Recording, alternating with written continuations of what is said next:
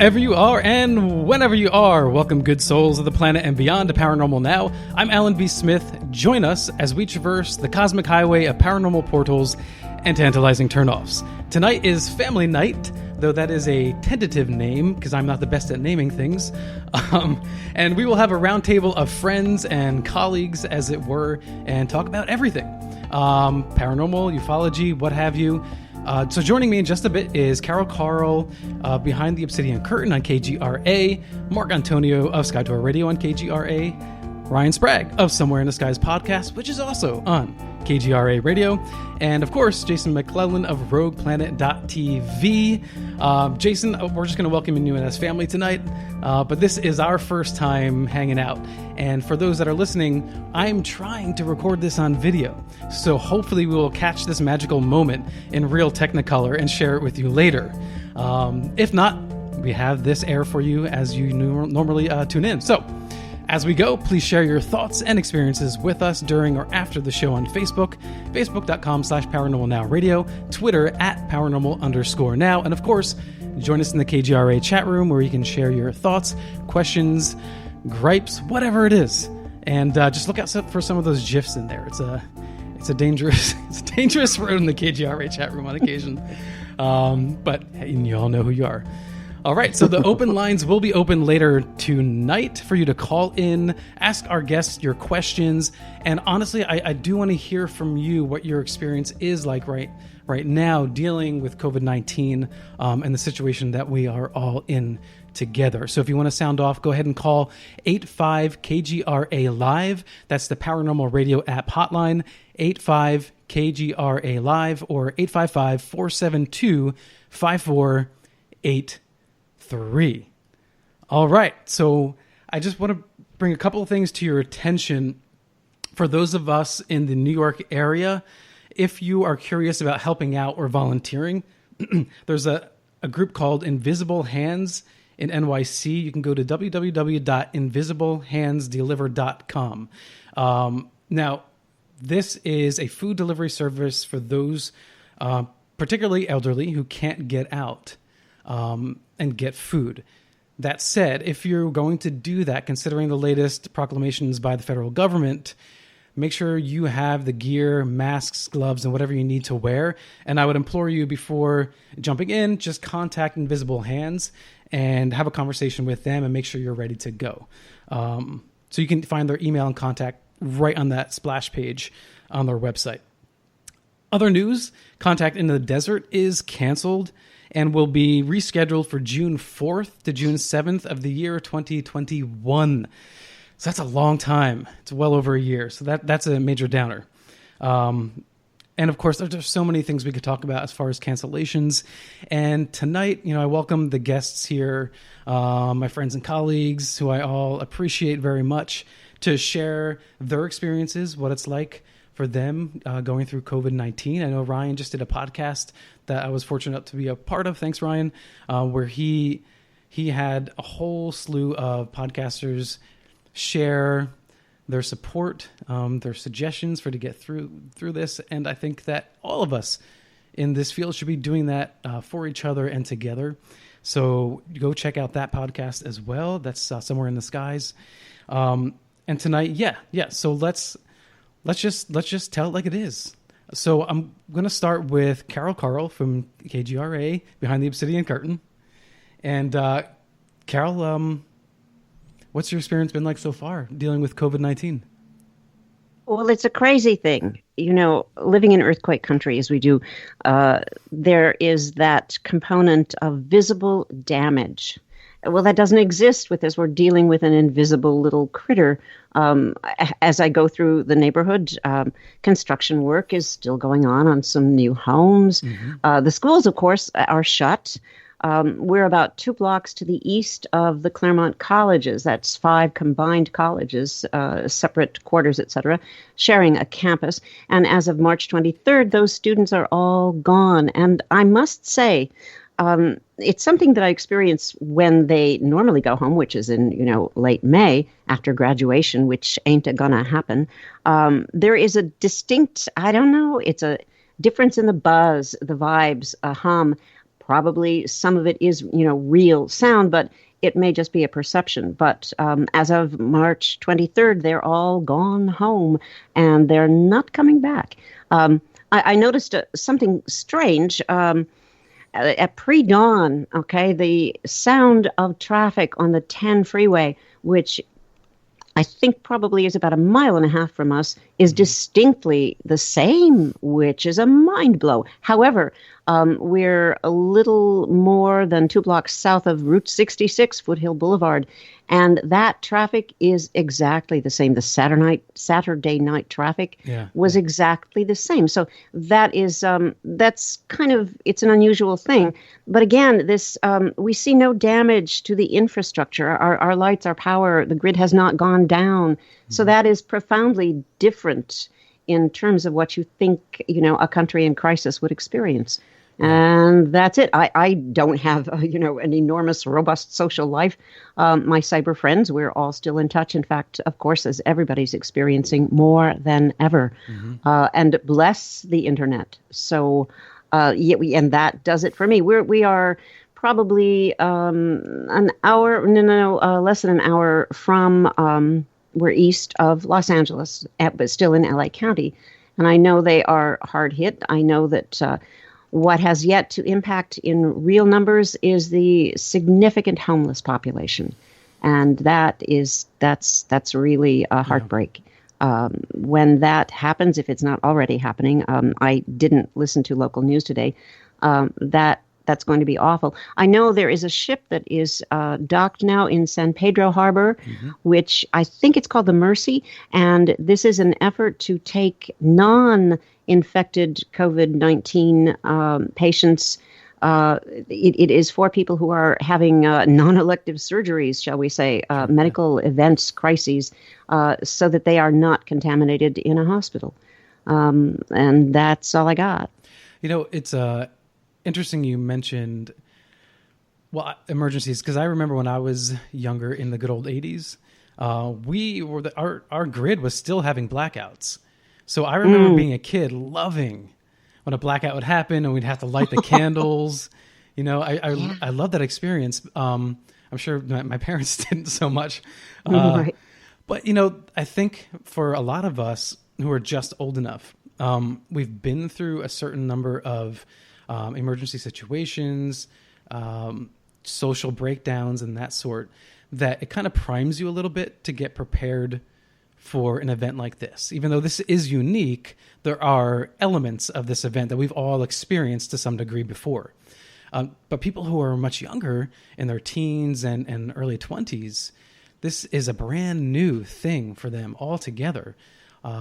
So I don't know, Ryan, have you spoken to anyone in particular that's, in their 20s or younger generation that really is confused, doesn't know what to do? Or Yeah, I mean, I have a younger sister who lives in the central New York area. So a lot of the rules and regulations and policies in New York City are also in central New York, too. And she comes from a generation that was just on the cusp of 9/11, which I think is what a lot of New Yorkers are. I don't want to say comparing it to that because they are two completely different things, but the city and the way that this specific city is dealing with it, and kind of how things are going, it's very quiet. It's very people are trying to help each other, but unlike 9/11, we can't just go out and help these businesses because everything's closed. We can't even hug one another because we'll get sick. Yeah. So it's a very different thing in some respects. But I do hear a lot of people who were in New York City during 9/11 sort of compare it to that, but multiplied by 1,000. This is affecting, 9/11 affected the whole world, but in no way like a pandemic does. So it's been interesting trying to just keep up with it. And every time we think that, we're kind of on the cusp of something, a resolution, a decrease, the questions just keep rising. So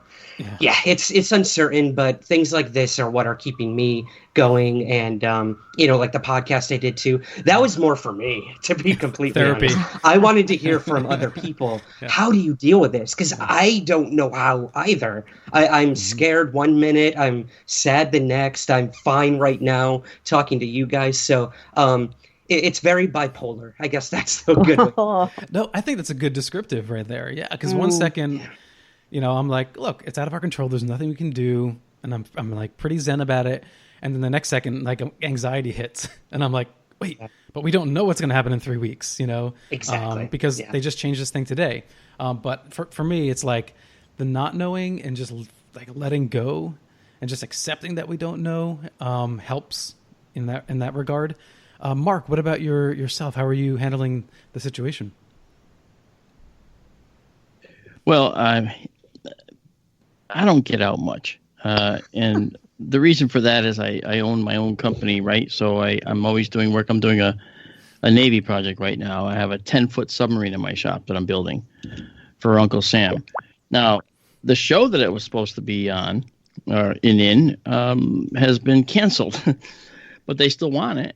And it's a new design of a submarine. So I'm heads down on that. But I can't say this hasn't touched me either. I mean, 2 of my nieces have corona. They were just diagnosed yesterday or the day before. But you know what?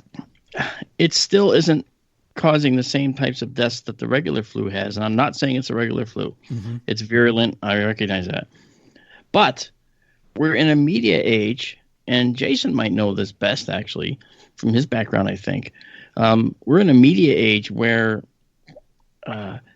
once the media latches onto something and calls it bad, then they continue to push it and push it and push it until it just stinks to high heaven. Mm-hmm. Yep. And I read an article, which I've passed around countless times. My thumbs are tired from texting it. Mm-hmm. It's an article by a doctor, Dr. Ioannidis, and he's Stanford's chief of medicine, and he has a PhD in biomedicine, in biomedicine, and he basically has an article out there that you should look up. It's on Stat News. I think it's statnews.com, and the article is titled, basically, it's a fiasco in the making. This whole virus, it's a deadly virus, yes, But the key thing that I think here and around here, we hear people who have the flu, and most people are going to survive this. There's people I probably have seen within the last 24 hours that probably will have it, but it's going to be probably mild for them, and they'll never even go to the doctor. They'll never even know they had it. Mm-hmm. Those are the vast uncounted numbers, which are going to drive down the mortality rate of this virus. So around here, the only thing I can say that was different is my son was coming home from Rhode Island the other night, and he goes by the sub base, and he goes over a bridge, which goes over the River Thames, which is right in Groton, New London, Connecticut. Usually that bridge is packed with cars, and as he was coming home at 7 o'clock at night, there wasn't a single car in sight ahead or behind him, and he was the only one on the bridge. Whoa. He actually thought the highway was closed, and he thought, ooh, am I in The Walking Dead? Yeah. Oh, yeah, it feels like that. Yeah, but so little things change. I had to go to the auto parts store to get some oil for my truck tonight, and they closed at 8. I got there at 7. They were closed. So people are shifting their hours, that kind of thing. Yeah. I don't think that there's any major changes other than hours changing. I mean, I've gone down the main road here in Bristol, Connecticut. I've gone to Bristol, and a TGI Fridays has an empty parking lot. But you can do takeout. Okay, Burger King empty parking lot, but you can do takeout. So everyone's changing the style of how they're doing business for the moment. But they're all losing money, and that's obviously a problem. But still, as far as I'm concerned, I just haven't seen too much. But then again, I do have sort of a limited view. True that. True that. All right. Thanks, Mark. Jason, what about yourself? Well, like Mark, I I don't really get out all that often, and a large part of that is because I'm fortunate to work at home. So I don't have a daily commute like a lot of people do, and that's Sure. how a lot of people's lives are different right now without that daily commute, being shut at home. Biggest difference for me is my wife is a law professor, and her having to be home and shifting everything she does and, create a curriculum that's online, which, doesn't really happen for law school. Yep. Trying to figure out how all of that really works and deal with students who are juggling and trying to figure out all of this new process as well. It's stressful, and I feel her stress, and I understand the student stress, and it's just weird. And it's also weird getting used to having my wife work at home with me. We work in different places, but, and fortunately we have good internet, but, we do try to check each other's schedules and find out, make sure I'm not doing a web conference when she's teaching a class and things like that. Sure. So that's been interesting. The public panic is the most interesting and kind of scary thing to watch. And, that's where I notice it most when I go out, and the only time I do go out is to go to the grocery store. So I order as much online that I can, but what you can get online is very limited right now. Yeah. So I do have to go out to the grocery store, and you see the grocery stores that are completely picked over, and you see people every week. It's getting progressively worse with the fears and people taking precautions, which is good. I mean, you see people now at the supermarket with gloves on, with masks on, just like over the top. And here in Phoenix, we have one of our major grocery stores. It's the Kroger grocery store here called Fry's. All the Kroger chains have implemented like these sneeze guards, basically these big plastic shields in front of the cashiers. Yeah. So they've done that. They put signs on the floor to demonstrate how far apart you should stand from the person in front of you in line at checkout. Yeah. I bring my own bags to the grocery store. So I had my bags up there, and because I brought my own bags, they made me bag my own groceries because they didn't want to touch my bags that I brought from home. So a lot of these little changes. That's where I notice it the most. But for the most part, I live at home, so don't really notice it all that much in my daily life. Yeah, we wear our masks when we go to the grocery store.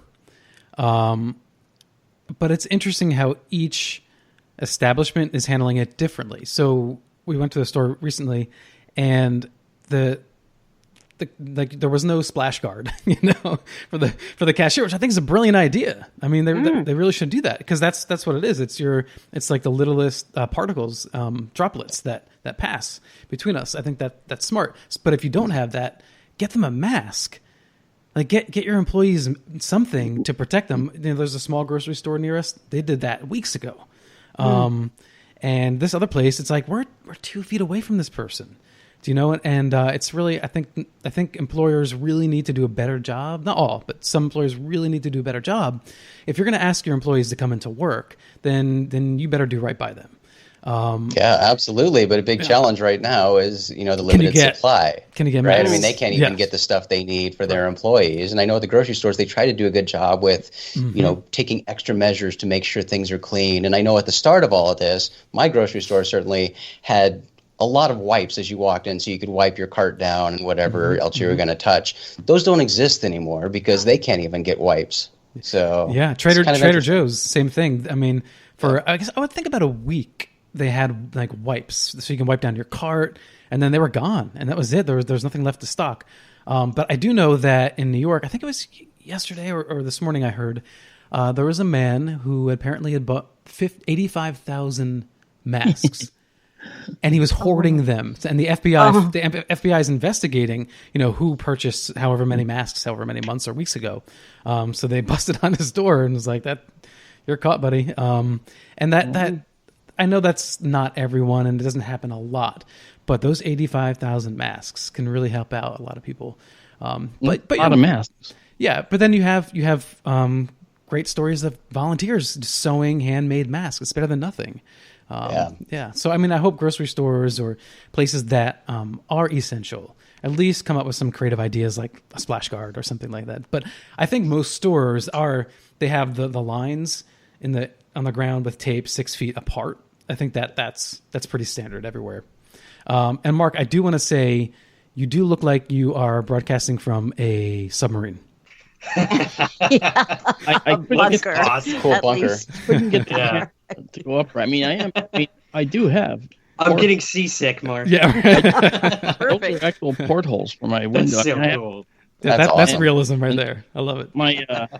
my actual door to come into this office is actually a hatch. I don't know if you can see that. It's got a wheel That on is it. so cool. Mhm. Very cool. Figure if I Yeah, got to work yeah. here, it's got to be cool, right? Wow. I yeah. love it.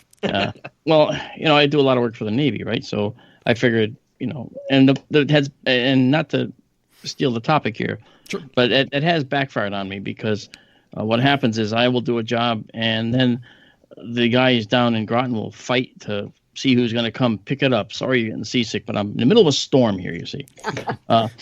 And they'll fight to come here to pick it up because they like to come into the office and see all this, But again, it's visual effects, right? I mean, I do visual effects. So anyway, It'll look good. yeah, it does. And I want to mention something about those splash guards. I went to the IGA, the local supermarket here, our small chain. I go to the cash register.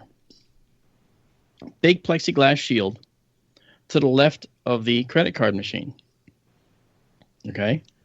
So if you stand to the left of the credit card machine, the person at the register is fine. But when you go to put your credit card in, okay, it's a clear shot.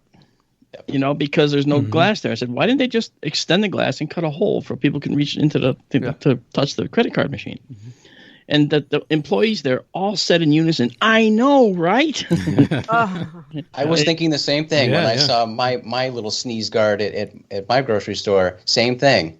Yeah. It's only in front of the cashier. When you step over to put your credit card in, there's nothing there. That's right. And the other thing, too, is what about us touching the credit card keys? Totally. So I go like this. I like flame broil my hand. But what I actually did was I actually took the advice. I don't know if I can show you this. This is a little squeeze bottle. I don't want to spill it. And this is actually homemade sanitizer I got from CVS. I bought 100% or 99% isopropyl alcohol, Nice. aloe vera gel, which I already had, and then some essential oils, lemon drops, which I had. And I said, hey, I can actually make my own. And the stuff I have is far more potent than the stuff I bought. So now I can make my own for as long as I want to. And I think I'll be doing that for some time to come because it smells nice. It smells like lemons. I'm lemony fresh. Very cool. Indeed. Lemony fresh. Well. So and Snickets. Well, we're going to have to go to the break here, guys. So when we come back on the other side, we can still talk about our situation here as it is. But, of course, we have to get into ufology and the paranormal. I've got a great crew here tonight, so we have to touch on a multitude of subjects, some of which we had discussed briefly before. And before we go to break, I just want to read this for everyone listening from NBCnews.com. New information from the IRS on Monday shines more light on what people can do to get the checks from the government as quickly as possible. While many families worry about paying the bills and buying food during the coronavirus crisis, for Americans eligible for stimulus cash under the new relief law, the fastest way to receive it is to make sure they've filed a tax return for 2019 or 2018 with bank information so that the government can directly deposit the money. The IRS says it will use a person's 2019 return to calculate eligibility and automatically send the money to those who qualify. If they haven't filed a 2019 return, it'll be based on the 2018 return. So just keep that in mind.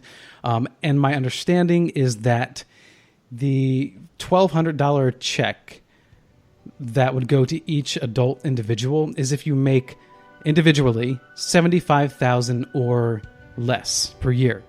If you're a married couple filed jointly in your tax statement, then if you're under $150,000, whether one of you makes more than more than 75, it doesn't matter. If your total between the two of you is $150 or less, you will get that stimulus check for $1,200 each.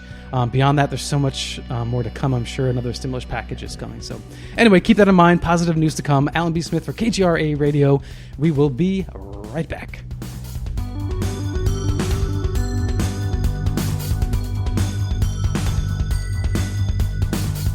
Hearts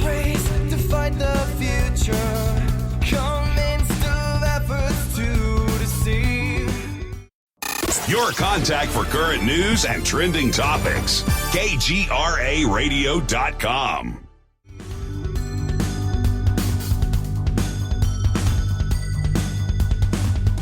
Others say all lights lead to the truth. How I want to believe.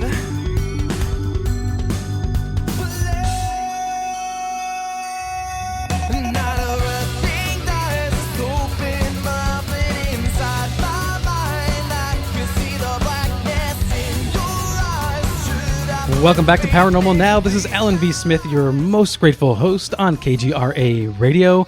Stay tuned for the last hour. We will open up the phone lines for you to call 85-KGRA Live, 85-KGRA Live. So you can sound off, ask our guests your questions, and share your thoughts on everything we talked about tonight and the COVID experience for you. So there are a number of subjects that I think that I'd like to talk about tonight. So I will start off with one that is probably the most controversial, and that is David Wilcock's video recently that he posted on YouTube. And I can see Mark cringing right now as we move into it. I'm not the only one. And it is Not at all. it's a straight up conspiracy theory. However, I will say this, that when the coronavirus first released, or anytime I hear about some virus that goes wild, I think there's absolutely nothing wrong with just wondering, like, hey, maybe that was something that should not have been let out of a lab. I get that. You know, that's, I think, a fair line of inquiry. But you've got to really back that up if you're going to make assertions that it is fact.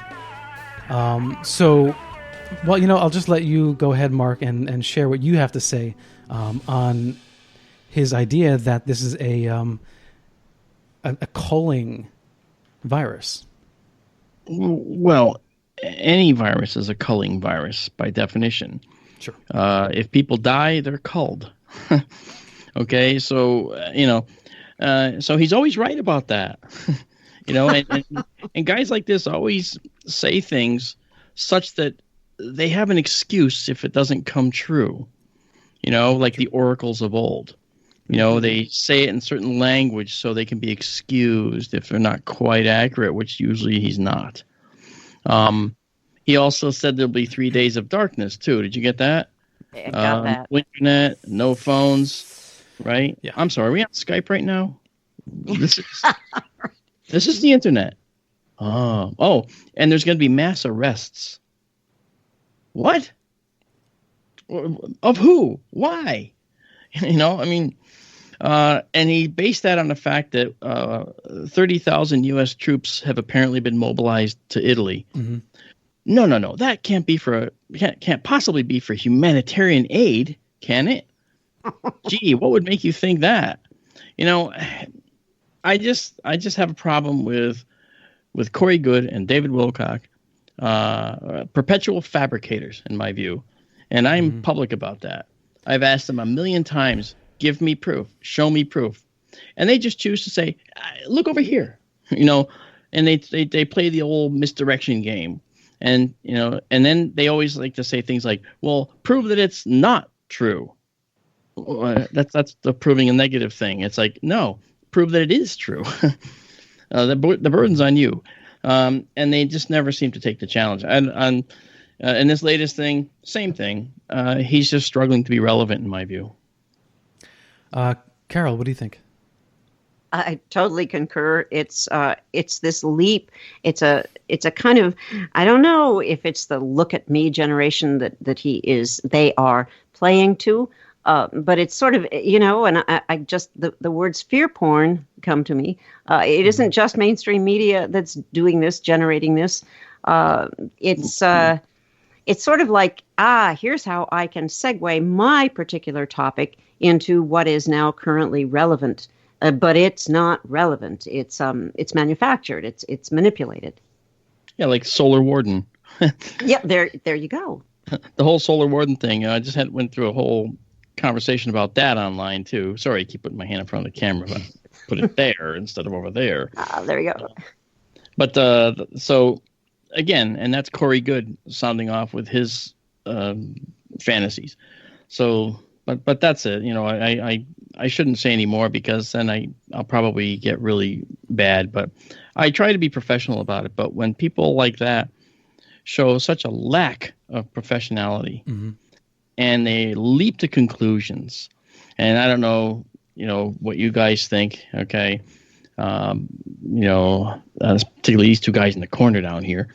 On my I don't know what they think, but I'd like to hear what they think about it too. Yeah, Jason, what's your feeling on this particular commentary of David's, and just the idea of, making assumptions about dangerous things? Well, as you stated in introducing this topic, things need to be based on fact. You need to be able to have facts to cite to when you're making grand claims, when you're making any claims, but especially grand claims. And David has never been one to deal in facts, and I wouldn't expect him to start now. And I don't think he has any interest in going down that route because he never has and doesn't need to. He's got his audience. He's catering to who he wants to cater to, and it serves him well. And because of that, because of his track record, I don't take anything he says seriously. Yeah. Yes, it's certainly possible that some of the crazy things he's saying might have some truth behind them. But number one, I don't pay attention to it because he lost all of his credibility a long time ago, if he even ever had credibility.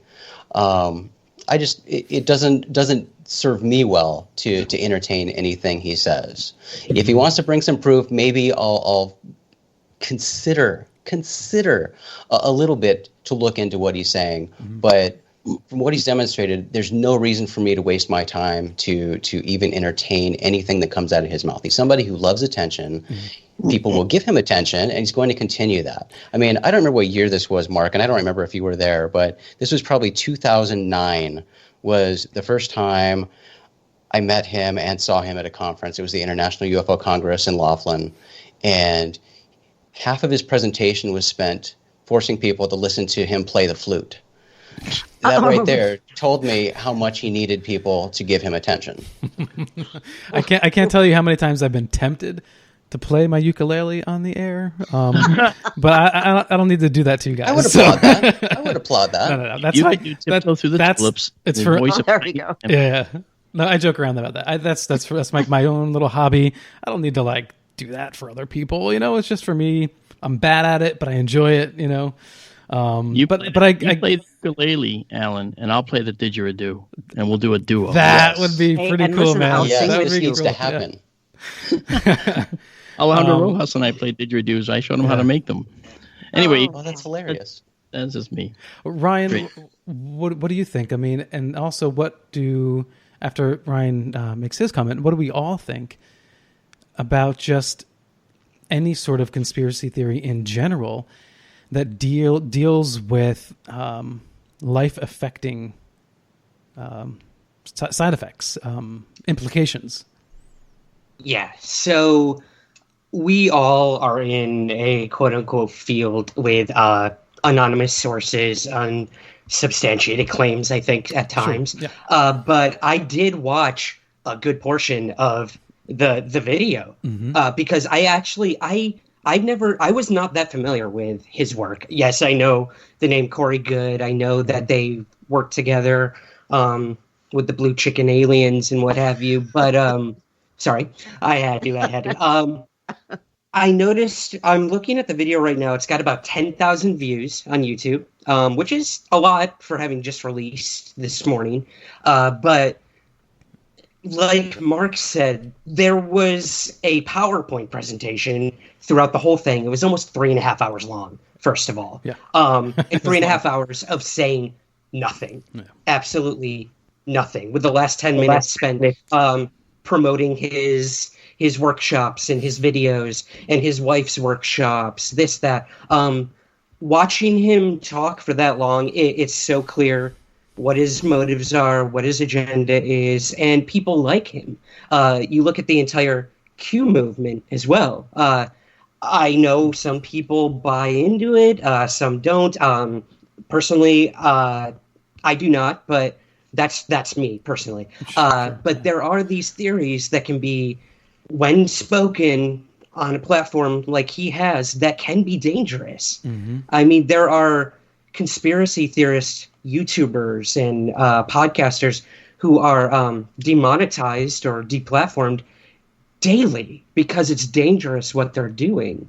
So when it came to this and telling the world that the internet's going to shut down, all the phone lines are going down, mass arrests are going to occur, this can send people into a panic. And you have no idea how they're going to react. Look at how we're reacting when the world thought coronavirus was you needed 1 billion rolls of toilet paper to survive this thing. Well, Ryan, now you go to the store. That's because toilet paper doesn't get corona. Don't you get it? That is true. Virus Mark, free. I'm holding you to that. Are you drinking a corona, by the way? No, this is a Leffe cocktail. I thought it was perfect to bring to the family gathering. Cheers. Yeah. But I won't ramble on. I watched the entire thing. I took it with a grain of salt, and I don't believe a single word of it. If the internet shut down, that'd be pretty scary. I mean, what else would we do in the 21st century? I guess read a book, talk to that person who is next to us. Yeah, so if it happens, egg on my face, but I wouldn't get too worried about the internet shutting down. You have to think, if the entire internet went black, I mean, hospitals use the internet on a daily basis. Doctors, law enforcement, the military, they're not going to shut the internet off to do whatever it says he's going to do. Who's they that are going to shut the internet off? Keep that in mind. But that's a good point, a distributed network, right, and you can't. There's no switch. It's let's shut off the internet, Frank. Very good point, and that's how he left it. They are going to shut off the government, or excuse me, shut off the internet. Yeah. The government shut Freudian off. slip. Okay. Our government runs the world internet. Right. That's Wait a minute. right. So, Actually, yeah. my feeling about him, and not to be very specific, but he has a specific agenda. Okay, his agenda is something that. For all those who are listening to radio, I just want you to know that Mark D'Antonio is floating dollar bills in the screen. It is a great optic, I just want to say. His agenda has to do with the almighty dollar. Let's be honest. Okay, so I'll say this. Carol was the one that linked me to this video in the first place. So, and her and I chatted about this already, and just one of the early things he was discussing is the susceptibility of the male populace to this disease, and then that was a red flag. Blah blah blah blah blah. But Carol and I were saying, well, and I think Carol, you think you were the one that pointed it out, that men in China, a large majority, are heavy smokers, and so any sort of virus, when it adapts or mutates, I'm not a scientist, but it looks for, not looks, but it preys on weakness, and so the respiratory system of men in China, maybe that's a reason. It doesn't have to be. It doesn't have to be a conspiracy. I don't know. I'm just throwing that out there. But what the point is that there might be just some natural explanation as to why the virus adapted to target or was more effective at affecting men's respiratory system over others. I don't know. I have a theory about Spain and Italy, but go ahead, Carol. No. Well, I just wanted to toss into Alan that you're not a doctor, but you could play one on TV. But the other thing is that we are perhaps talking about generational nutritional deficiencies. Yeah. Not just prenatal, but how many generations back do you want to go? Where I'm certainly not meaning this as anything politically divisive or that they're not any less human or deserving of a good life than we are, but obviously, but there really might be something in the fact that what is the term we're hearing a lot now? Immunocompromised. that even without a Yeah, specific disease, that their immunity just is not what ours living in a relatively, good positioned Western world is. And there's a comorbidity too that's Yes. unspoken about, which is, another underlying thing which actually exacerbates corona in their bodies. Now, in terms of the Italian and the Spanish populations being hard hit, it was a no-brainer for me. I know why they were hard hit. I said it right from the very beginning, and it turns out it looks like that might be true. But we'll wait for the study. There'll be a sociological study that's going to confirm this in about 3 years, I'm sure. My name ends in a vowel, okay?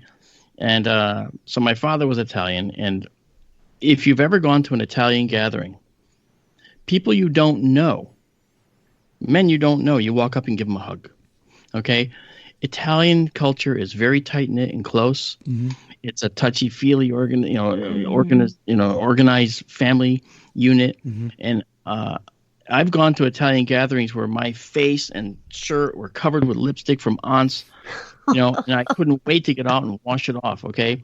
And there's even men that would give you a kiss on the cheek. Your uncle give you a kiss on the cheek or the forehead, especially if you're small. And when you're older, you get a hug. You never shake hands. You always hug. Okay? There's that sort of... And that means, touch, here, have my virus. Here, have my virus. Let me have your virus. I didn't get your virus yet. The bottom line is that there is going to be a cultural aspect to this virus. And the other thing that's important is if we look at the virus, it's actually related to demographics more than geographics. Yeah. Okay? The demographic is more important than where it's located. If you go to Italy, you're not more susceptible to it as an American going over to Italy, other than if you're around infected people, than going to Norway. Okay? But the fact of the matter is, you will still run the risk of catching it, but you're not as gregarious as the Italian people or the Spanish people, then you're going to be a little bit more conservative anyway. And so there's that piece of it. And in the Italian mortality of this virus, 12% of the people that died, only 12% are under 67 years old. All the rest are older. There's an older Italian population. I know all of them. I know every single one of them. They're all grandpa and grandma, okay? And they're the kind of the people that say, you're going to be sick? You get over here. I take care of you. I don't get, no. It doesn't matter. I don't give a no. Don't worry about me. Mm-hmm. I take care of you, because that's how they are. Yeah. And you're not going to be able to stop them, or you'll insult them. And if you insult them, it's worse. I'm not kidding. Trust me. I've get the scuffle-keel, I got kicked in the back of the butt so many times by, aunts and uncles that I got mad for just because I rejected their kisses. Yeah. And one of them had a wart on her face. I didn't like that because it's hair. Oh, it was terrible. But I had to let her do it. Did you ever get those cheek kisses where it's like kind of drool, wet on your face? Yeah. No, the ones I got. I had those growing up. Yeah. And the ones and it's the same person kissed you, and it's like I feel the hairs. Yeah. But it's all love, man. It's. I mean, that, you know what? That's so beautiful, though. It is. As a kid, you don't want to feel that. As a kid, you want to run away from it. As an adult, you wish for it again. Mm-hmm. But the Italian culture is very tight and close. Yeah. And that's why this is happening to them the way it is. I can guarantee you that this is probably one of the biggest factors is their culture. Yeah. Before we take to the break, and we'll transition hard into ufology, I will say this, that years ago when I first was hearing about and listening to David Wilcock, I found him utterly hypnotizing and fascinating. But when he came on the scene, he was talking about metaphysics. And so metaphysics, you can speculate about so much, and it doesn't matter. You can pull, history, mythology, religion, bring it all together, wrap it up, and talk about it. And that's fine. And you can speculate all day as you want. So I think for years, he just could say whatever he wanted, because there was no negative side effect. It was all actually very positive. which is I think a different change of tone as well. He had a very uplifting message, and I really liked it. You know, it's like when someone is religious. I may not believe in the religion, but if the message is positive and uplifting, that's awesome. You know, great. And somewhere along the lines, that tone has changed. And I think when I saw this video, it just really hit me. Like, wow, you know. I love the old David Wilcock, okay, because that's all very important stuff. Yeah. You know, the visceral human experience, I mean, that's very important to understand who we are, look inside, who's looking out from behind these eyes, inside this head. I mean, there's all kinds of things along in that arena. Exactly. Harold. Yeah. Spirituality in general, but here on this program, and Ryan and I were talking about this a little bit recently. It's a slippery slope because this is an open platform, and I do let very speculative, people come on here and talk about things that might be in that sort of outrageous range, but eventually there is a line that you have to draw. And I started Paranormal Now on IRN years ago, about 3.5 years ago, something like that. Carol remembers. Yes, I do. The good old days. The good old days. Oh, these are better good old days. These are great days. And so since then, I had never felt like somebody crossed that line until recently. And I won't say who that guest's name was, but Carol probably remembers. It was related to, we'll just say Nazis, and we'll leave it at that. And it was really disturbing to me, and it was the first time ever I just had to comment on it, and then I had like a whole diatribe the following week because it was just eating at me what he said, and I felt bad that I didn't challenge him better on the air when he was there. So on occasion, you just have to call people out. Even if you like someone, you just got to say that's not right. You cross the line, and there's nothing wrong with that. You did a great course correction on the next show. I think, originally when he put this forth, you were sort of like thrown, as we all were. Yeah, but you really, shall we say, acquitted yourself admirably. So, thank you. Well, I'm going to acquit myself now for this break, and we will come back on the other side with a positive message. I don't know. What do you guys got? Let's lighten the spirits up a little bit and inspire some people out there, because it's tough, man. It's tough being inside a box, though we do have Netflix, so try being inside a dome in the winter, huh? Yeah, true that. We go. Yeah, there's a lot to be grateful for. So astronomy, right? Yeah. Oh yeah. And these have phenomenal things they're doing too. So we got this is a good crew you got here, man. Yeah, thank you. Yeah, I really appreciate everyone joining me tonight. So we'll be back on the other side with plenty more to talk about. Alan B. Smith for Paranormal Now. We'll be right back.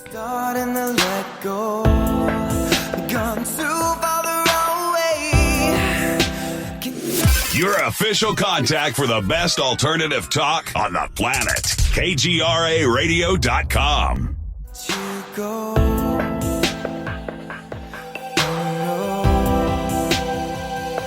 You're supposed to be so close to me. I'm mostly it goes to me.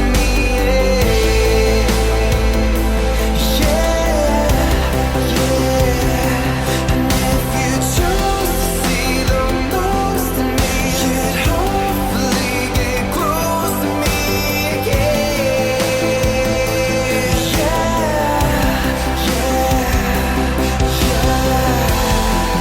Welcome back to Paranormal Now. This is Alan B. Smith, your host tonight, and I am with Jason McLellan, Ryan Sprague, Carol Carl, and Mark D'Antonio, and this has been a fun night. So if you're just joining in, we've been covering mostly the coronavirus, a little bit of conspiracy theories, and now we will be transitioning into ufology, thank God. Okay, so I brought this up to you all earlier in the email, and I'm really curious what each of you think, not just about Skinwalker Ranch, but Bob Bigelow himself, because there is a new series coming out on history. So I think this would be a good time to kind of prime our minds for that before we digest that show, however it's going to be. So Carol, what's your take on Skinwalker? Well, first of all, a long time back, it's like, oh, not the Bigelow T guy. Oh, the aerospace guy.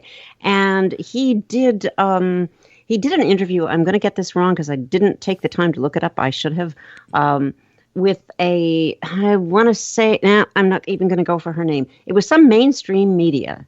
And this goes back maybe 3 or 4 years. Maybe one of you guys remembers, where he was up close and personal with this anchor woman and 60 talked minutes? about how. Say again? Yeah. Was it 60 Minutes? Yes, 60 yes. minutes. There we go. There we go. 60 Minutes. And I still can't think of the broadcaster's name, but Stahl. there we go. And he spilled. Jason, I Yes. think so. Okay, No, I'm I wrong. think so. Oh, no. But it wasn't 60 Minutes? Or well, It was that's- 60 minutes. It was. Okay, but irrelevant in, I hate to say this, who cares about who the broadcaster was? He sort of spilled in terms of his interest in UFOs. This was sort of first blush. This was kind of the first publicity that, unless you really dug, the general public knew about his interest, even though it was rumored. This was sort of a substantiation, even including the fact that when he was a child, again, I'm weak on this. Either his parents or his grandparents had actually seen in the desert something fly over their car that they could not explain. And it was sort of like, oh my God, so here we go. So we knew Bigelow, those of us who were into the field a little bit, knew him as being behind the National Institute for Discovery Science, et cetera, and then Skinwalker. Besides the aerospace stuff. So I don't know, it tracks, and yet is it wrong to just make an assumption that this is valid? So take it, anybody. I'm looking at heads nodding. So, Mark, go ahead, So, and jump in. I'm passing the torch here in terms of what do we think about what he now says, and about, of course, good old George Knapp's involvement in all this, and Jeremy Corbell. Go ahead, Mark. Well, right, go ahead. Oh, I'm sorry, Mark. I'll jump in and just say, yeah, I mean, we all have our own varying thoughts on all of it, but Jason and I are good friends with Jeremy Corbell, the filmmaker who made the Hunt for the Skinwalker documentary with George Knapp. So, we might have a little bias, but at the end of the day, it's fascinating to see the evolution of Skinwalker Ranch and those who studied it. And, everything that Bob Bigelow may have investigated or researched with his time there is classified in terms of his involvement in his research. I know that he personally spoke to the new owner of the ranch, and they talked, and he walked him through the ranch. But every document or file or experiment Bigelow did is his, and it was not shared with the new owner. So we are literally starting from scratch with this new owner, this new television show, and this new era of what could be going on at Skinwalker Ranch. So I'm excited, to be completely honest. I think it's interesting how Bob Bigelow has carved his way into both the paranormal and the UFO worlds, and how passionate he is, and how his conviction is there, saying, they're already here. We don't have to look in space. They're already here. Yeah. That's a big statement for someone of his stature and reputation to say. So he must have something, some sort of evidence that made him truly believe that they are here. So Yeah, I kind of feel like that is the message that he repeats a lot, confidently. On mainstream media, he's like, "We're here." No question. No question. Like, okay, why are we wasting our Here's the thing time? about Yeah, go ahead. Bob Bigelow. I love Bob Bigelow. I've always loved Bob Bigelow. Being a space geek, I certainly have followed everything he's done with Bigelow Aerospace. He's a leader in the private space industry, and unfortunately, that may be going away for a while. We'll see. But he's always been vocal about his interest in the paranormal, and he's my favorite kind of billionaire, the kind who will, instead of spending their money on big houses and yachts, he spends his money on investigating the paranormal. And he's probably the private citizen who spent the most money investigating the paranormal. Primarily responsible for everything we've heard recently with government involvement in Skinwalker Ranch and in recent UFO studies with the whole ATIP and OSAP, all those programs. Bigelow was closely tied to, and part partially responsible for. And George Knapp is a good friend, and from the moment I first read his book about Skinwalker, I was hooked with Skinwalker. That was the place I wanted to go and do an investigation because it had a little bit of everything.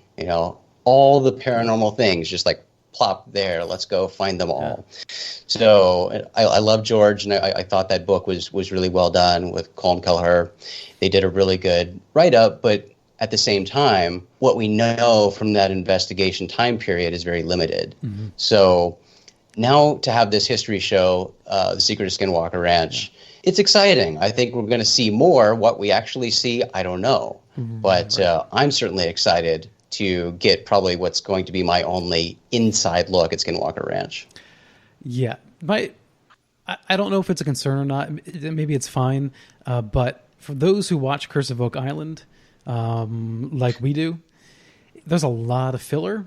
So I suspect it's going to be a show like that. That doesn't mean it's going to be a bad show. But I wonder and I hope, will there actually be good investigation? Number one. And is there really anything that you can actually show for it? Because it's been investigated, especially with Bigelow for decades. And as fascinating as it is, I mean, it's just, you can't catch anything on camera, it seems like.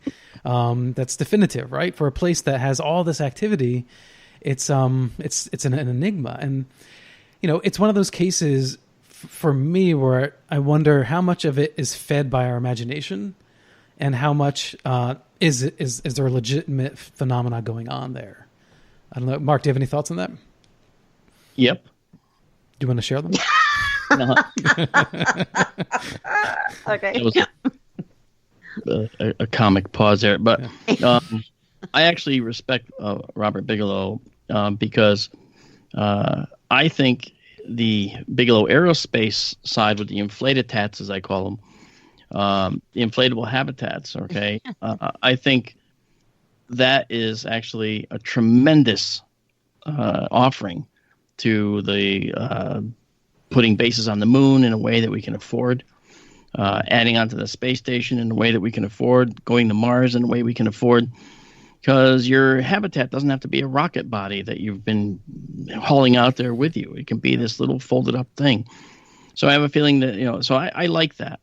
I was around for when Bigelow had invested in the whole debacle with MUFON. And that wasn't a pretty time for MUFON. I've been in MUFON for since 1979.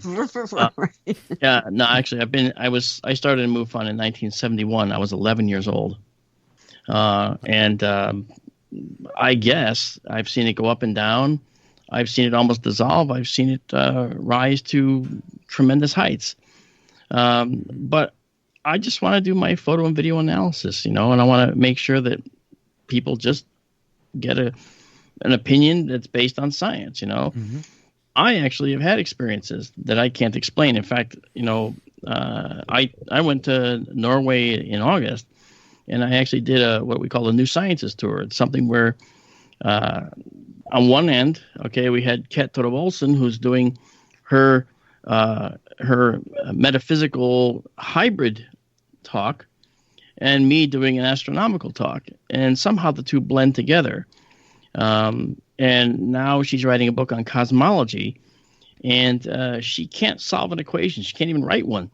But the philosophical concepts that she came up with, I'm going someplace with this. Trust me. I'm still on Bigelow, I promise. The philosophical concepts that she has are things that we have to pay attention to, because I think there's merit. In the same way, Robert Bigelow, for all the things that people say about him, like, oh, he just wants to own all the data. It's like, well, fine. If we're going to get answers, I don't care who owns the data, as long as we can see the answers. Yep.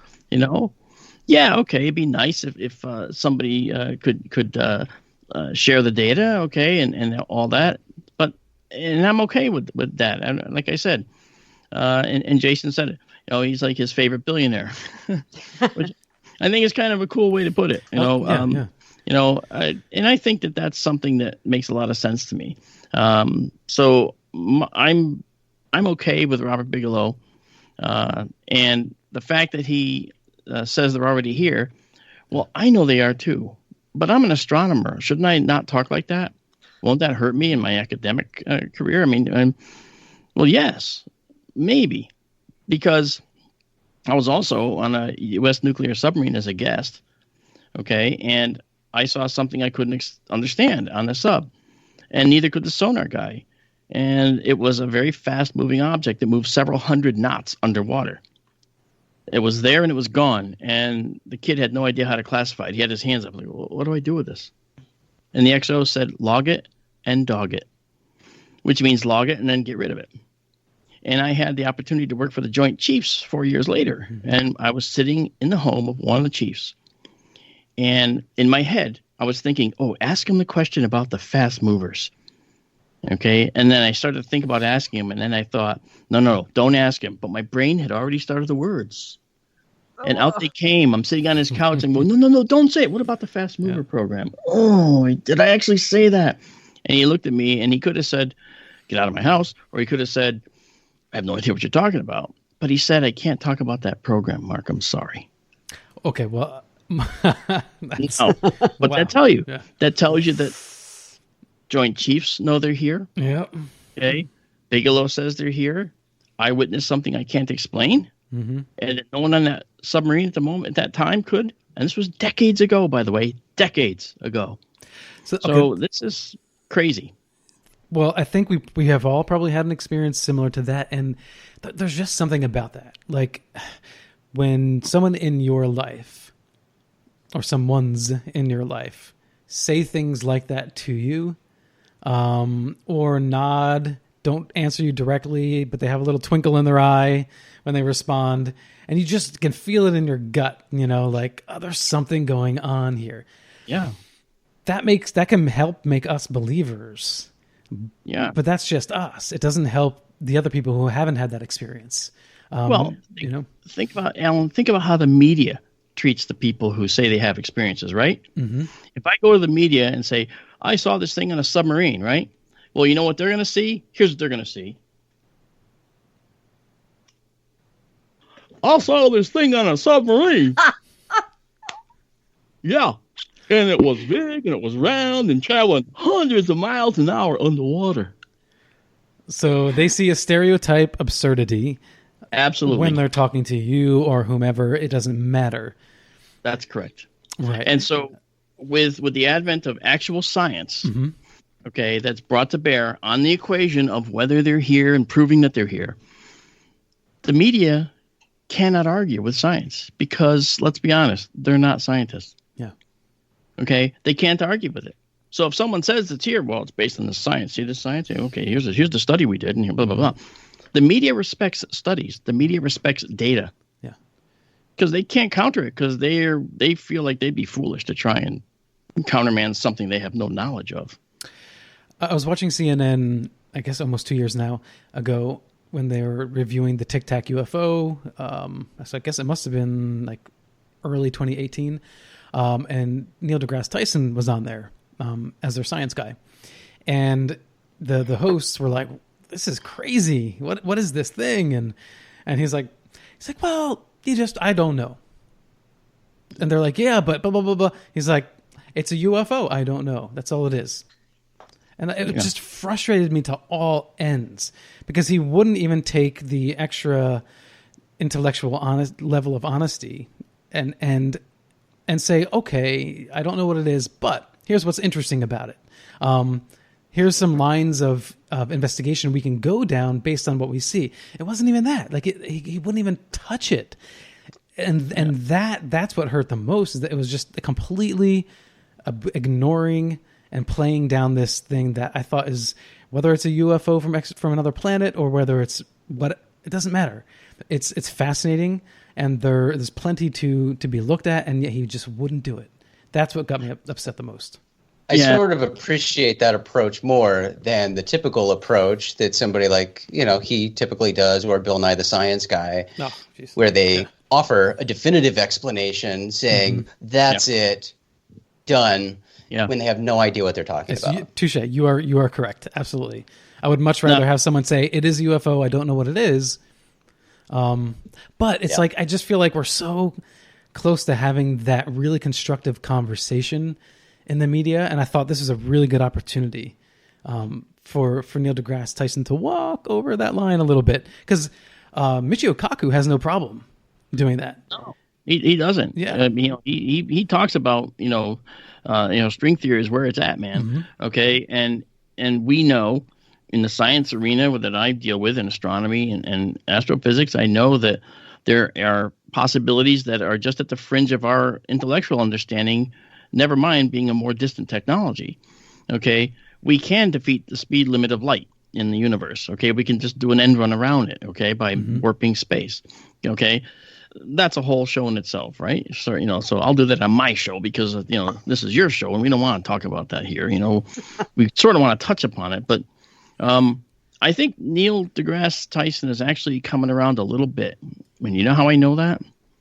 I know that because he actually connected with me in LinkedIn.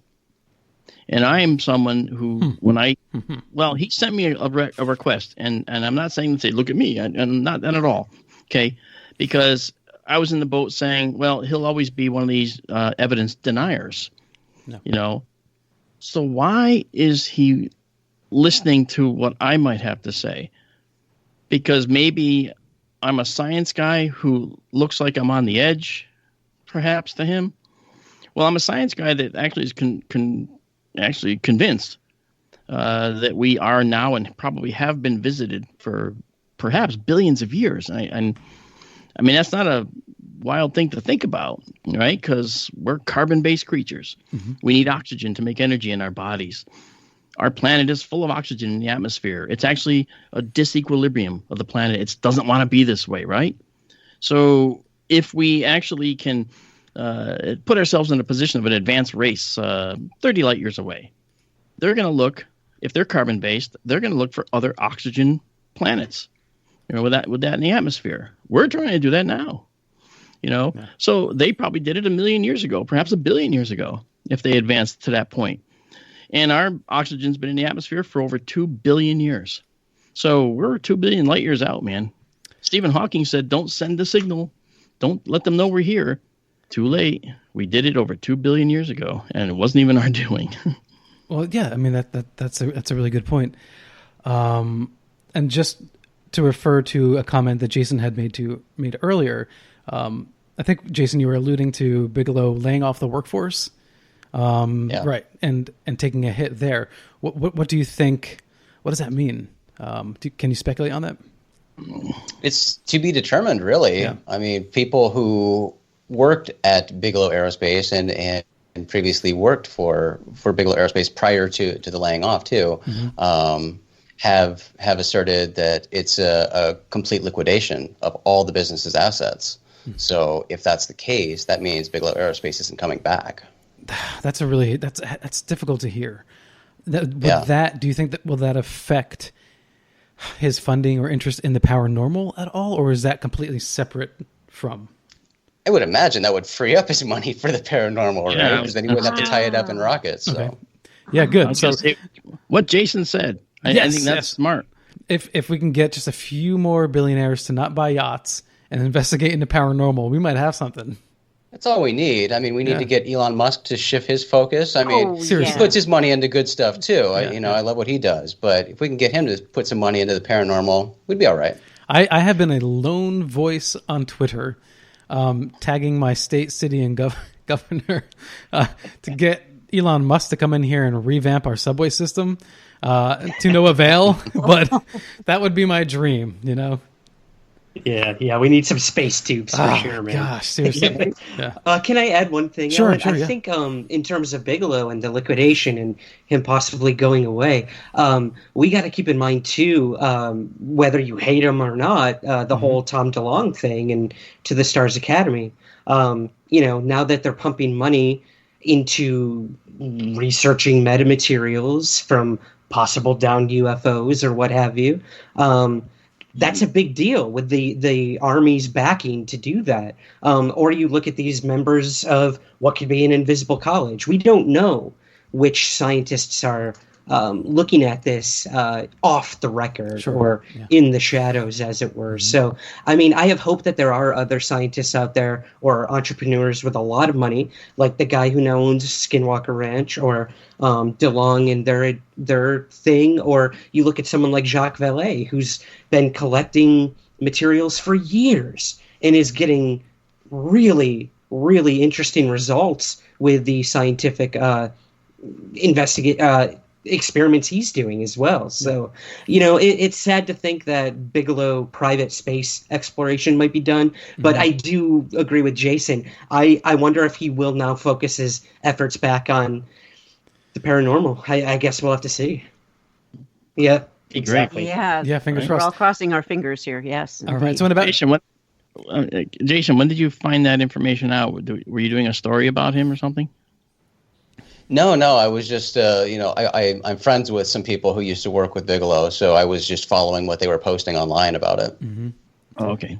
Yeah. And so if you have questions for our guest tonight, or you have a story of your own to share, you can call in about 10 minutes. We'll open the lines. That's 85-KGRA live for the Paranormal Radio app hotline, 85-KGRA live.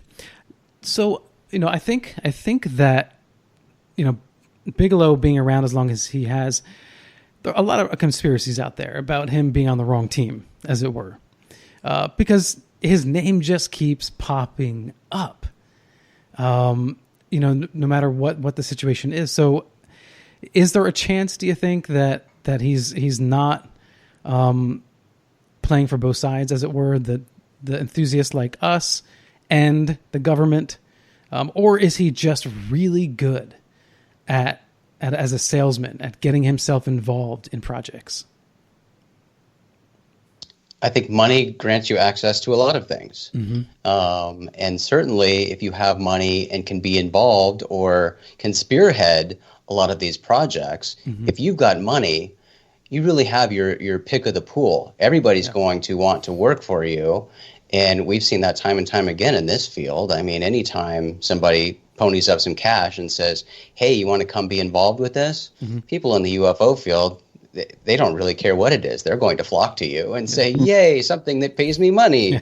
Everybody wants to be involved. So I think that's been the case with a lot of what Bigelow's been involved with. He's had money, and certainly with the ATIP and OSAP programs, he had contracts from the government. Exactly. He had that cash to be able to pay people. So he was able to really put out a call and bring in all of these various people. And I mean, Bigelow's not the only one. You look at a lot of other people who have been involved in many of these UFO projects over the years.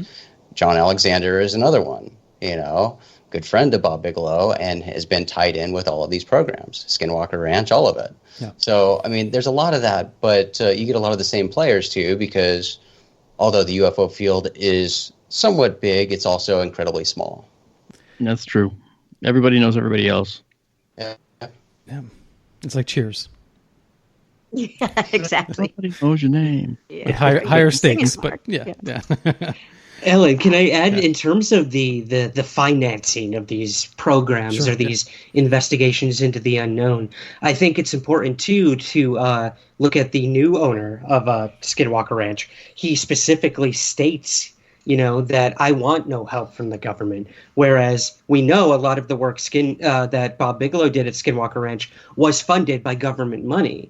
So now that we have Skinwalker Ranch now under new ownership with a gentleman who respectively does not want to work with the government or classify any of the information he finds, he did say that he met in Washington and briefed them on what he was doing. So, I mean, that's a whole other story. But in terms of financing, I think, we just got to hope that more excited, passionate, rich people will get involved and to constantly look at their motives and agendas as well. What do you make of Brandon Fugel?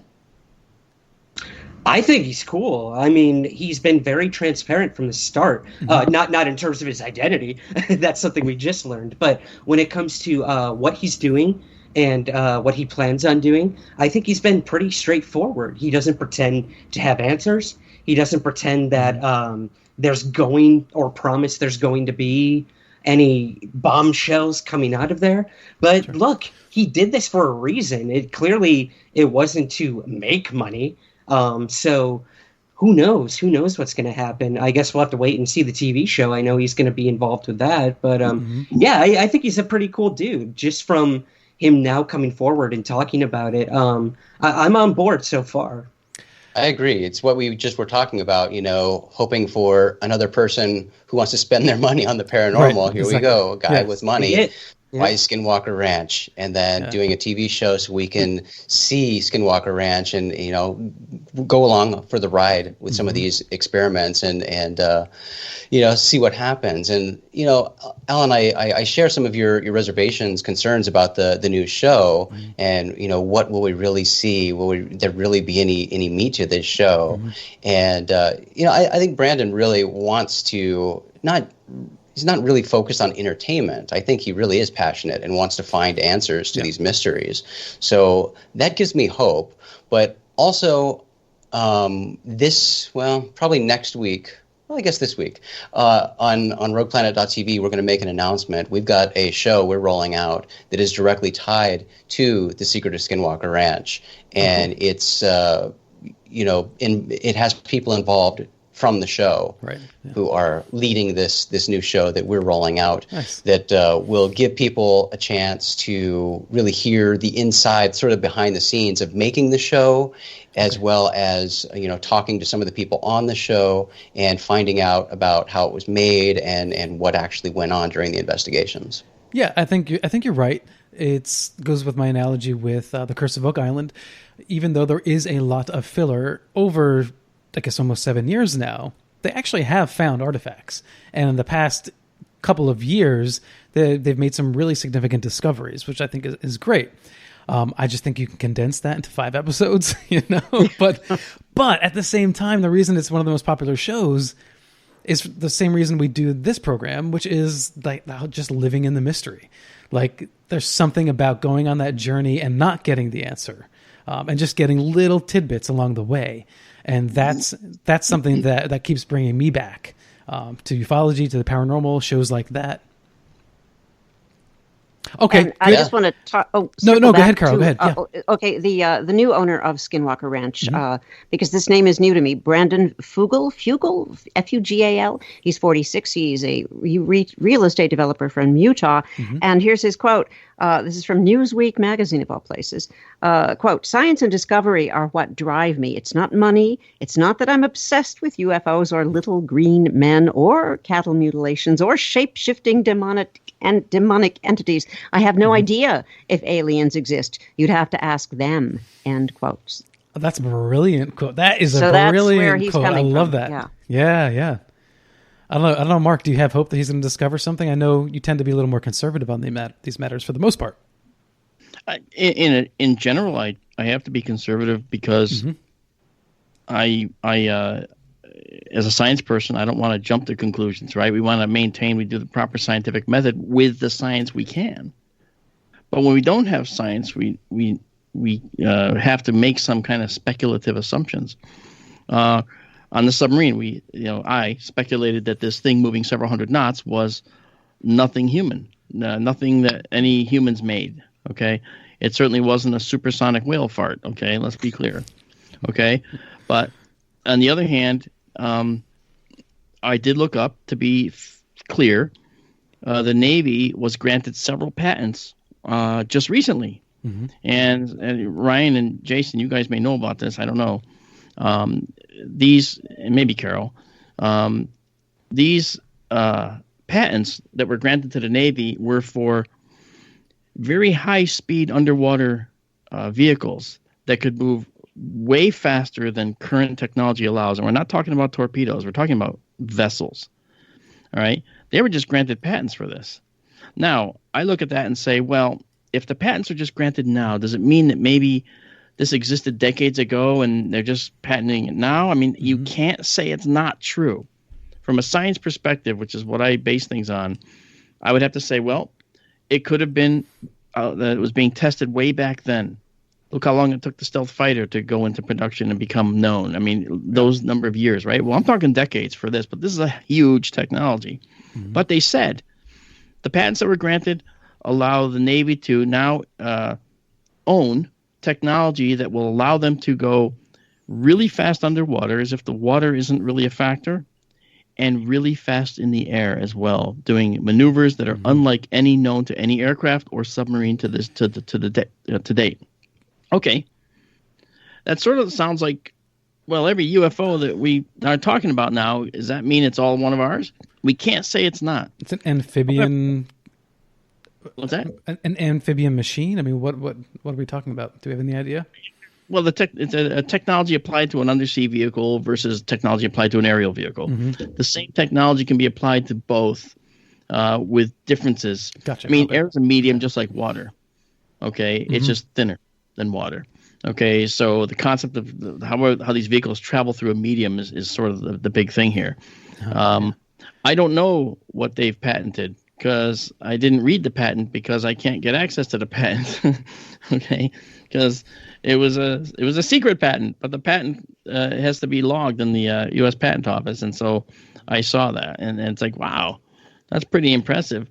So we can't say no to that. So we don't know about yet, and we don't know the answer to that question. You know, Carol has her finger up in the air, so she's pointing at the ceiling because it's about to fall. I have my ceiling fan. No, can you substantiate that meme? That the validity, okay, apocryphy or not, the fact that the United States military has for a long time had stuff, technologies that are 50 years ahead of what we then come to find out commercially. With that 50-year thing, what's your take on that? Okay, in my view, because I do a lot of work for the Navy, I work on submarine designs for the Navy, which is, again, I'm General Dynamics contractor for doing those kinds of models, right? Among everything else I do. And I worked on boats and models and designs that are 30 years from being cut in steel. Okay. And so there is, I wouldn't say 50 years. I think that's just a round number people are playing with. Okay. But I know for a fact that all the technology I've dealt with, the stuff that we're seeing now in the water is stuff I've built models of 20 years ago, 5 years ago, before it was ever out there. So maybe 30 years. But that's how long it takes to mature a technology from an idea and be able to do the actual thing. When you put people's lives in danger, when you stick them inside a boat and travel underwater, you better have your technology in line. So they spend a lot of time, working that out. So that's my experience with it. But again, I'm only in that little narrow zone. I did let my clearance go 2 years ago during my recovery. I had to learn how to see, walk, and talk again. That was kind of an important one. So I said, all-consuming, yeah. Trying to maintain the clearance is just not going to do it. So I begged out of the program, got out. I was read out of the program. If they want me back, they can get me back. But I'm not interested. I have my life back now. I have privacy again. So I don't know. I think, Alan, and to answer that question, I don't know what he's going to see at Skinwalker Ranch. I don't know whether there's going to be any revelations. I'm conservative, yes, but I'm also hopeful that it is something beyond. I mean, I know there's things here, and we've seen them, Yeah. In regard to your comment about the round number of 50 years, because you hear that tossed around, right? And we don't really know. I mean, one technology might take 20 years, and the one might take 50 years. How advanced are they? I find it interesting. I think it was called the M drive that NASA was fairly open about some years ago. Do you remember that? It came out. They had like a very small study. I do, and it's not. I shouldn't say this on the air, but your mic suddenly went very, very low. So I'm not sure what happened there. I heard, I think, most of what you said. So the M drive in NASA. There you go. Good? Okay. Yeah, it's back. Yeah. What do you think that is? Because it's like an time warp drive. Why would they even talk about that openly? If in fact we have such advanced technologies already. Well, part of the problem is that most of those designs are figured out in a university by a mathematician or a physicist or an astrophysicist. In 1994, Miguel Alcubierre came up with the Alcubierre drive. It was a tensor. Jason knows what it is. Ryan knows what it is. I think you also know what it is, Carol. And Alan knows what it is because we talked about it, I think, on the show. But he came up with that in 1994. And EagleWorks Labs, that's a NASA-funded lab that Sonny White is heading up this division of interstellar propulsion. And he's actually, getting money to look at this drive. It wasn't practical until they reworked the geometry of a potential ship and found that the energy requirements are drastically reduced if you use a different approach. So you see... well, I think originally wasn't like the energy of a sun required for the Alcubierre drive, something along those lines. Like, you hear a lot of different things, and what I tell people publicly, because that's I think the best way to say it. It used to require the equivalent of converting the entire planet Jupiter, the biggest planet in our solar system, to energy, and using all that energy to create this what's called a warp bubble around the ship to help it, warp and bend space so that we can actually pull the distant things closer to us, and suddenly we're there. But now with the reworking of the geometry of the ship, it's more like the size of something like the Voyager spacecraft. So the mass difference is like 10 to the 26 power difference, Sure. That's a huge difference. In fact, enough so that NASA said, maybe we should fund a lab to look at this. Because if we could actually send a Coke bottle-sized probe to Alpha Centauri in just 6 days, that's better than the 12,000 years it would take now. Absolutely. Yeah. And so see, are you optimistic that technology, that we can get there? Oh, absolutely. Yeah. Absolutely I am, yeah. And all we have to do is look at our past history in technological discovery to see that. Do you remember the days when people said if you go supersonic, you're going to blow up? Yeah. Ooh, right? These guys know. They're all nodding their head. They know, yeah. So, and again, any technology that's sufficiently advanced looks like magic. We talked about that, and there's a lot of magic that we see with UFOs, isn't there? Oh, absolutely. Strange things. If you have any magic to share with us tonight, the phone lines are open. So the Paranormal Radio app phone line is 855-472-5483. That's 85-KGRA live. So call in, wait for your cue, and we'll get you on the air. Just sound off. I do want to hear, especially all y'all in the chat room, what it's been like for you now during this coronavirus episode of ours, and any comments that you have for our guests tonight. So I do want to make sure we don't get to the end without hitting some positive things. So I'll start with this, and I posted this like all over social media. My new favorite movie is Troop Zero. It's on Amazon. I literally was tearing. I mean, I tear up when I watch a movie, but I was literally tearing when I was watching this, and laughing.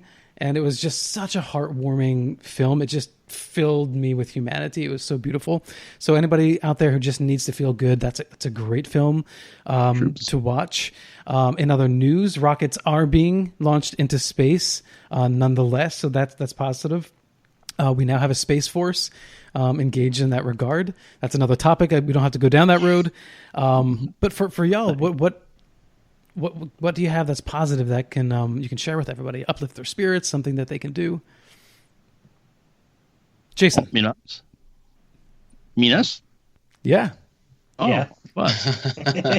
Silence fell across the room. I might as well. I'll do a little shameless plug for a thing Jason and I recently did over at Rogue Planet. We put together a self-quarantine list of UFO content to consume while you're stuck in your homes. Very cool. And we're constantly updating it every day. So I started it, but I certainly don't want to end it. So if people in the chat room or anyone has any ideas of UFO content you think people should use their time with, this would be a good opportunity. We had a lot of fun looking at the list and talking about a lot of the UFO content that's out there that we would suggest. And Alan, I have a recommendation too, a show on Disney Plus called So Weird.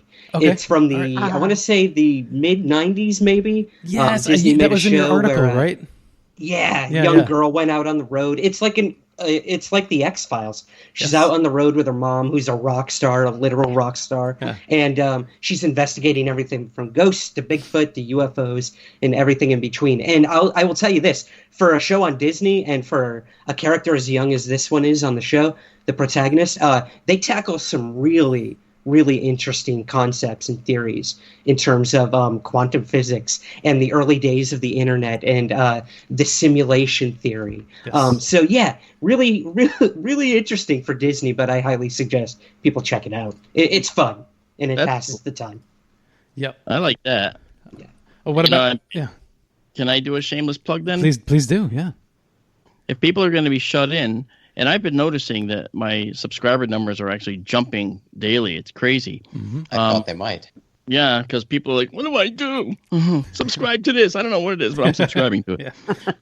Just subscribe. We have an observatory that we run on clear nights. It's called Sky Tour Livestream, and it's on YouTube. And, it's public outreach in astronomy. It takes you into a beautiful big observatory to see the deep sky in seconds using special cameras that we've got here.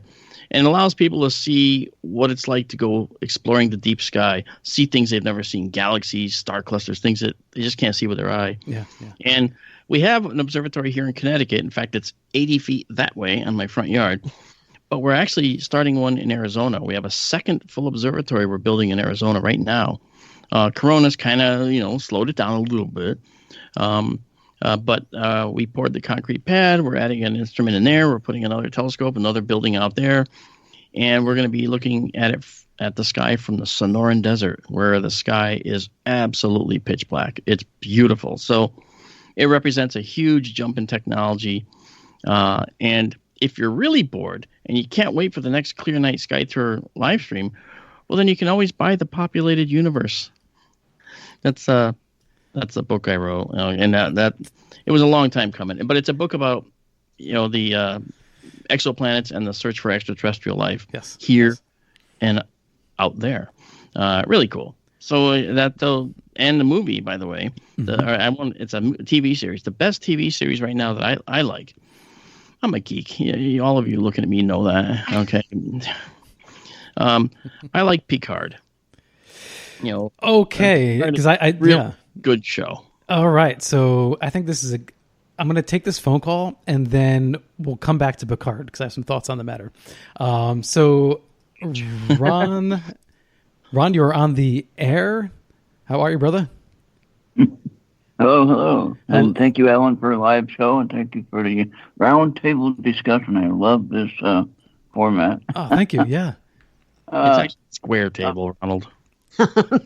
And anyway, mine is actually rectangle, if you want to be specific. But anyway, I have your big book. I have your big book, the large format, if you call it that, of the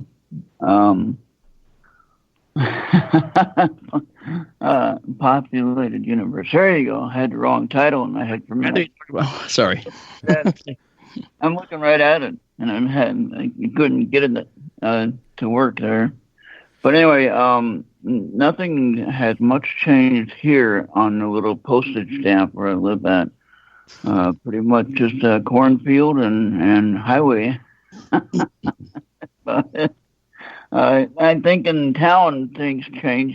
Some places are not open, or they're delivery only, like some of the restaurants and stuff like that. Yeah. But then a grocery store, like I'll go in and get my medication and I'll get a few things, and it's like I'm like thinking I got to do this really fast because I don't want anything, getting on me or anything like that. So mentally I'm thinking usually I don't move that fast, go through the grocery store. I just, get what I need and go. But now it's like, I'm like like you're talking about warp speed. That's what I'm going. Right. Yeah, seriously, right? Yeah. And you're in Minnesota, right, Ron? Yeah. We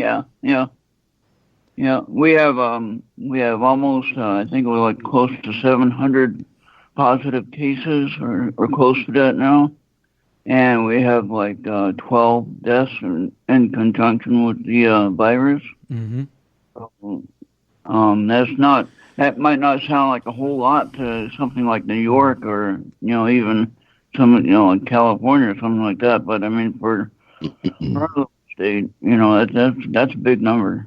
When you think about it. Yeah, that's more than enough. Speaking of New York, Alan. Yeah. I was talking to someone today, and it remains to be substantiated, of course. But I think that the state police in Connecticut are stopping cars coming over the border from New York, and not stopping them and turning them around, but saying, "Where you going? How long are you going to be here? Let me take your information. We have to know where you are in case you don't even know you have this." You know what I mean? And I didn't know they were taking information. Okay. What's that? I didn't know they were collecting information like that. Well, I mean, in a pandemic, I mean, it's kind of important to be able to track people, and yet you think of your rights and right to privacy and all that. Yeah. It's a slippery slope, But what do you do? Well, somebody comes over from New York and they head over to Danbury, Connecticut, to see a friend, and they go, out for a walk in a park, and they end up getting someone infected. Now that person has this infection. How'd they get that? Yeah. So they can put the numbers together that way. Yeah. Ron, thank you so much for... Oh, go ahead, Ron. Yeah, Alan. Yeah, I'm just going to say that's the whole point of staying at home is that you don't want to travel to transmit the virus or whatever. But anyway, I know it's difficult if you want to get out after you stayed at home for 6 months in the wintertime. But anyway, all right. Thank you very much, Alan, for the call. And I hope that everyone has a great and safe week. And we'll get through this. Thank you. I believe that. I believe it too. We will. I believe it too, Ron. Yeah, stay Thank safe. you so much, Ron. And I'll say that New York, we went from, our typical speed is warp 10. We went from warp 10 to warp 0 real fast. So it's been an odd adjustment for all of us here.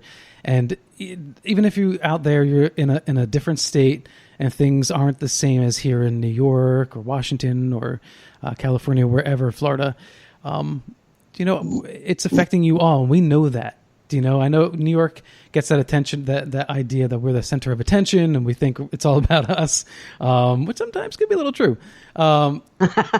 But we get it. This isn't all about us. Yeah, this is about the nation. And Mark, I think there's a point to be made there. If I have an emergency and I'm going to the doctor, right? They need my information to take care of me. And so it's a slippery slope, but there are times where for the collective good, we do have to do those sort of things, I think. I think it's important. So we have another call here. I'm going to bring them on the line before we run out of time. So Mike from Chicago, you're on the air. Do you have a question or comment? Yeah, I just got a question for you guys. And I also want to say, Alan, I love your show. Thank you for everything you do, as well as Race down at the KGRA. Thank you, Mike. Appreciate that. Question for the whole panel here. Yeah. I'm just curious whether to your guys' thoughts. Do you think this virus is a natural occurring virus or potentially a man-made virus? All right. Who wants to take that? I can offer my unconsidered opinion. Okay. I've heard a lot of talk saying that it was engineered in the lab, all that. And at first, that's what was released by the press because everybody leaped at the fact that it had to escape from a lab because it's so virulent or whatever. Then they talked about the live animal market in China where this originated. And so as far as I'm concerned, we don't really know, do we? The public doesn't really know. I mean, we have to wait for all the data to come in and we have to wait for someone to do a study and say, hey, how did this actually get loose? Was it really from a lab? I don't know what you guys think, but that's mine. We can't tell right now. I think the question would be, is there any evidence to suggest that at all right now? As far as I can see, it's one of these interspecies or transspecies diseases that actually jumped. I mean, we had that with several other viruses in the United States that actually not shut us down, but it caused very similar, very different, but similar methods of behavior in the people.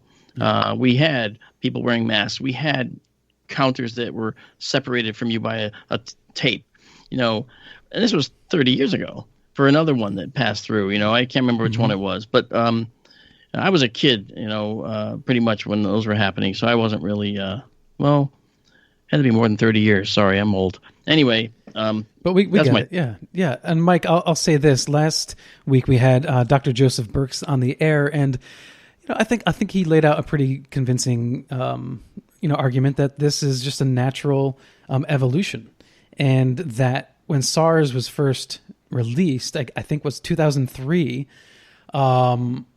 viralists were saying that the natural progression is that eventually something worse is going to come from this, and we should prepare for that.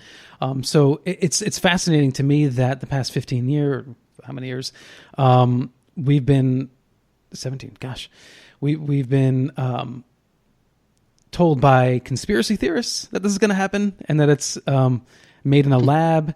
And then we also had just biology virologists saying it's just natural. And I think that if virologists were out there for 2 decades saying, hey, this is gonna turn into something real, we need better prepare.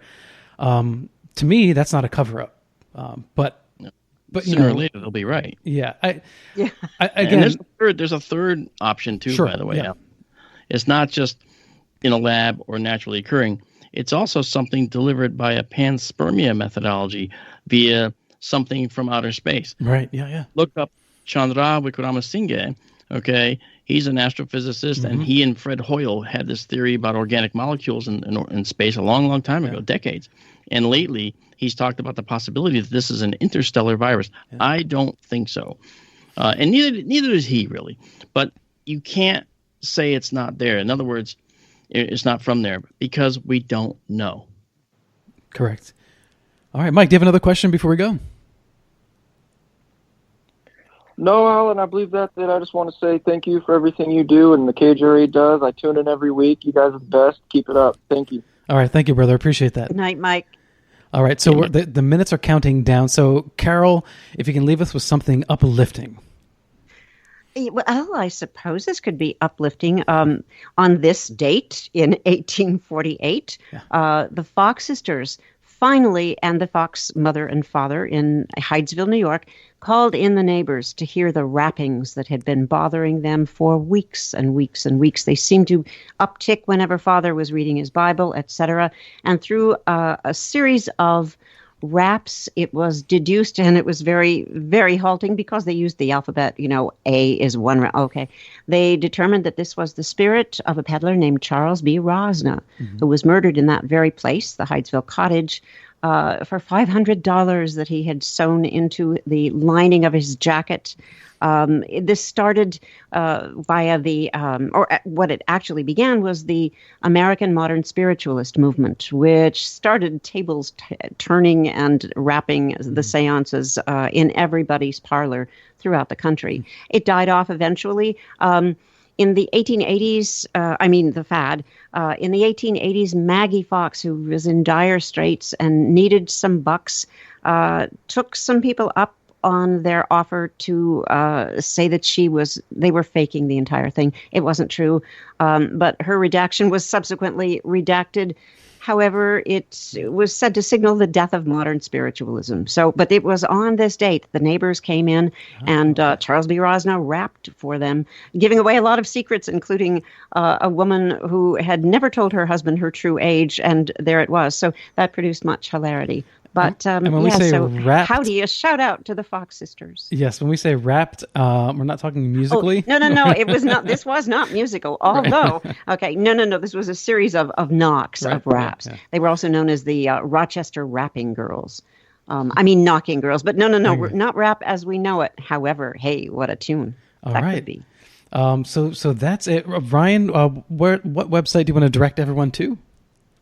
Oh yeah, I mean, Jason and I are always pumping out new stuff over at Rogue Planet, rogueplanet.tv, or you can find my website and everything I'm up to podcast-wise at somewhereintheskies.com. Okay, great. Jason?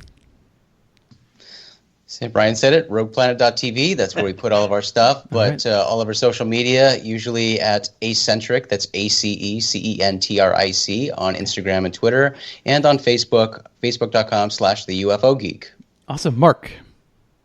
Oh, you can find me at Skyter Livestream on YouTube and in Facebook by the same name. And my company is at fxmodels.com. Carol?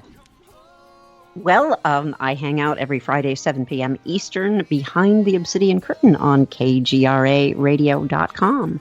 Your source for all things paranormal, etc. All right, beautiful. Thank Thank you. you. She's a co-host on Skyter Livestream. Yes, that's Yes, right. Yeah. when you bring me, that is, listen, I have learned so much, I can't even tell you. So right. we'll be getting a check in the mail. Yeah, right. All right. Well, thank you so much for joining Family Night, as I'm calling it now. I just haven't come up with a better name, but that's the essence of it. So thank you all. I really appreciate it. Thank you. Great time. Thank you. All right. So for everybody who's listening, if you want to find out more about the #1 radio online provider for our alternative contact information, ETs, UFOs, paranormal, what have you, kgraradio.com. That's the sticker right there, Carol. Thank you. And I want to say special thanks to our KGRA producer, Race Hobbs. I appreciate his support ongoing, especially through this rough time. Even at KGRA, there is some adaptation that is occurring, and that right there is a family unto itself. And as Carol and I sort of alluded to earlier, I'm really, really grateful to be a part of that family. So to all of you out there, please be well, take care of yourself, take care of each other, lead with love, and until next time, live in the mystery. So that nothing will change.